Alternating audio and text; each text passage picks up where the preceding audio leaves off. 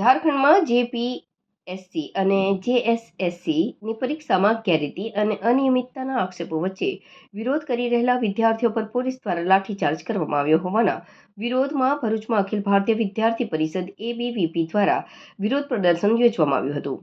દેશવ્યાપી વિરોધના ભાગરૂપે એબીવીપીના કાર્યકરો અને વિદ્યાર્થીઓએ જીઈસી કોલેજની સામે એકત્ર થઈ ઝારખંડ સરકાર સામે વિરોધ નોંધાવ્યો હતો. એબીવીપીના જણાવ્યા મુજબ ઝારખંડમાં પરીક્ષા પ્રક્રિયામાં ગેરરીતિ અને અનિયમિતતાના વિરોધમાં કાર્યકરો તથા વિદ્યાર્થીઓ શાંતિપૂર્ણ રીતે વિરોધ કરી રહ્યા હતા. આ દરમિયાન પોલીસે પ્રદર્શનકારીઓ પર લાઠીચાર્જ કર્યો હોવાનો આક્ષેપ કરવામાં આવ્યો છે. એબીવીપીએ દાવો કર્યો હતો કે લાઠીચાર્જની ઘટનામાં કેટલીક વિદ્યાર્થીનીઓ સહિત કાર્યકરોને ઈજાઓ પહોંચી હતી. ઘટનાના વિરોધમાં ભરૂચ એબીવીપી દ્વારા જીઈસી કોલેજ સામે વિરોધ પ્રદર્શન કરવામાં આવ્યું હતું.